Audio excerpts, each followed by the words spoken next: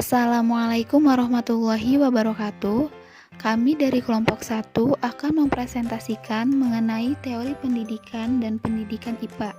Sebelum itu, saya akan memperkenalkan diri terlebih dahulu. Saya Siti Khairatunisa, kemudian ada rekan saya Ismi Marfrini, Uswatun Hasanah, dan Fikri Alfandi. Baik teman-teman, kita masuk ke pembahasan pertama, yaitu mengenai teori pendidikan. Teori pendidikan merupakan landasan dan pijakan awal dalam pengembangan praktik pendidikan. Misalnya, pengembangan kurikulum, manajemen sekolah, dan proses belajar mengajar. Kemudian, lahirnya teori dalam bidang pendidikan memberikan warna baru terhadap sistem pendidikan. Baik itu proses belajar mengajarnya, manajemen sekolahnya, dan metode pembelajarannya. Kemudian, dalam pengembangan teori tersebut, kita bisa ambil contoh. Contohnya yaitu teori behaviorisme, di mana setiap manusia itu mempunyai kemampuan untuk berpikir dan melakukan aktivitas dalam proses pembelajarannya.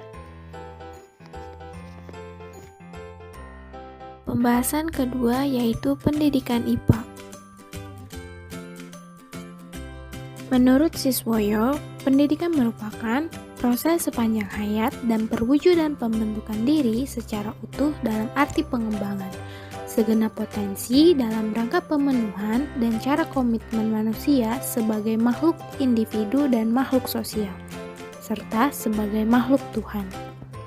Sujana menjelaskan bahwa ilmu pengetahuan alam atau sains merupakan hasil kegiatan manusia berupa pengetahuan, gagasan, dan konsep yang terorganisasi secara logis dan sistematis tentang alam sekitar, yang diperoleh dari pengalaman melalui serangkaian proses ilmiah seperti pengamatan, penyelidikan, penyusunan hipotesis yang diikuti dengan pengujian gagasan.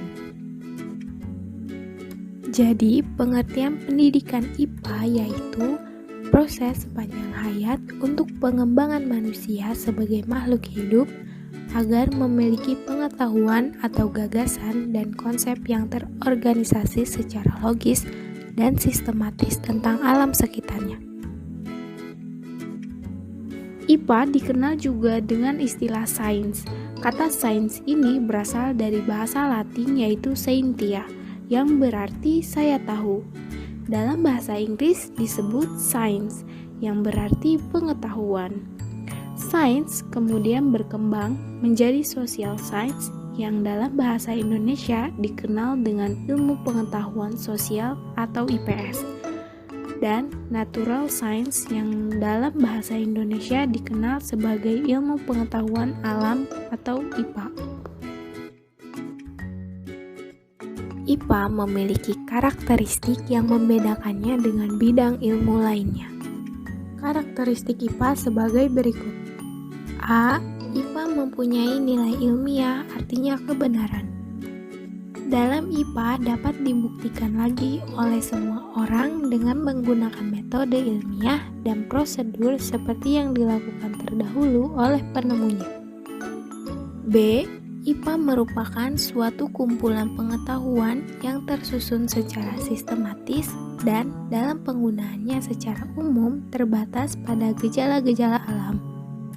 Perkembangan IPA selanjutnya tidak hanya ditandai oleh adanya kumpulan fakta saja, tetapi juga ditandai oleh munculnya metode ilmiah atau scientific methods yang terwujud melalui suatu rangkaian kerja ilmiah atau working scientifically, nilai dan sikap ilmiah atau scientific attitude. C.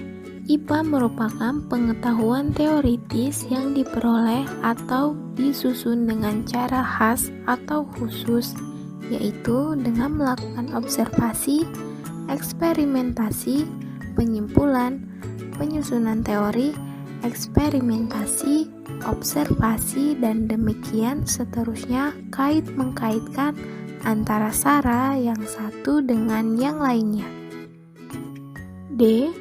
IPA merupakan suatu rangkaian konsep yang saling berkaitan dengan bagan-bagan konsep yang telah berkembang sebagai suatu hasil eksperimen dan observasi yang bermanfaat untuk eksperimentasi dan observasi lebih lanjut. Unsur IPA. Yang pertama ada produk.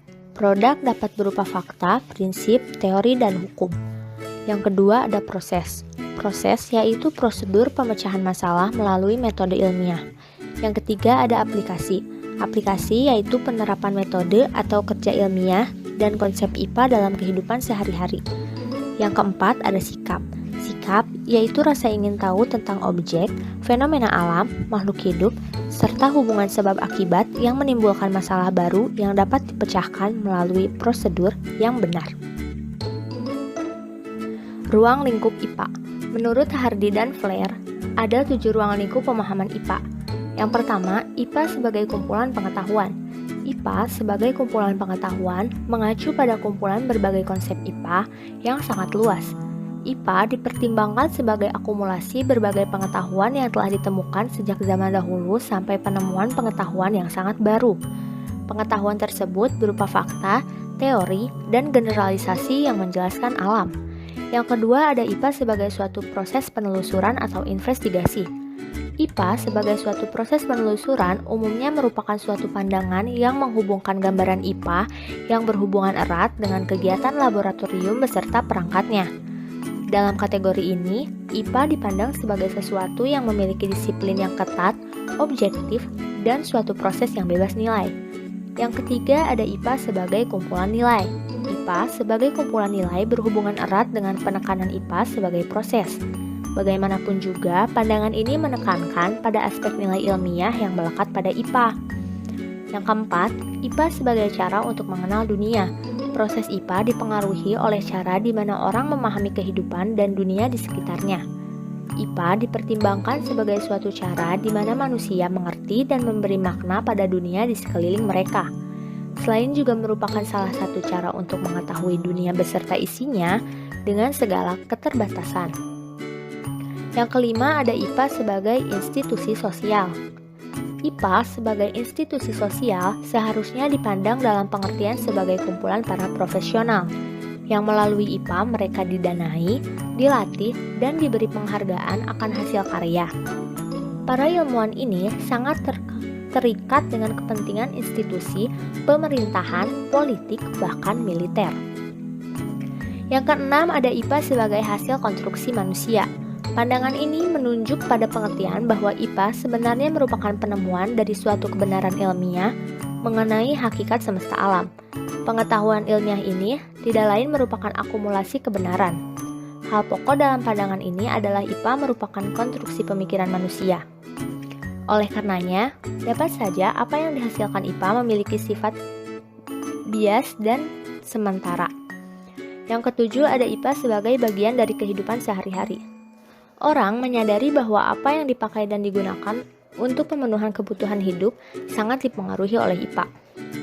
Bukan saja pemakaian berbagai jenis produk teknologi sebagai hasil investigasi dan pengetahuan, melainkan pula cara bagaimana orang berpikir mengenai situasi sehari-hari sangat kuat dipengaruhi oleh pendekatan ilmiah.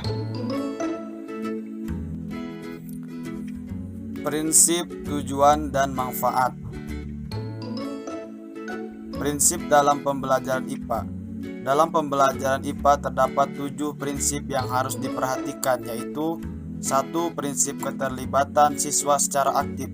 2. Prinsip pembelajaran berkesinambungan. 3. Prinsip motivasi. 4. Prinsip multisaluran. 5. Prinsip penemuan. 6. Prinsip totalitas. 7. Prinsip perbedaan individu. Tujuan dalam pembelajaran IPA. Menurut BNSP 2006-484, mata pelajaran IPA bertujuan agar siswa memiliki kemampuan sebagai berikut. A. Memperoleh keyakinan terhadap kebesaran Tuhan Yang Maha Esa berdasarkan keberadaban, keindahan, dan keteraturan alam ciptaannya. B. B. Mengembangkan pengetahuan dan pemahaman konsep-konsep IPA yang bermanfaat dan dapat diterapkan dalam kehidupan sehari-hari. C. Mengembangkan rasa ingin tahu, sikap positif, dan kesadaran adanya hubungan yang saling mempengaruhi antara IPA, lingkungan, teknologi, dan masyarakat. Manfaat dalam pembelajaran IPA. A. Menimbulkan rasa ingin tahu terhadap kondisi lingkungan alam. B. Memberikan wawasan akan konsep alam yang berguna dalam kehidupan sehari-hari. C. Ikut menjaga, merawat, mengelola, dan melestarikan alam. D. Membangun rasa cinta terhadap alam yang telah diciptakan oleh Allah Subhanahu wa Ta'ala. E. Menyadari pentingnya peran alam dalam kehidupan sehari-hari.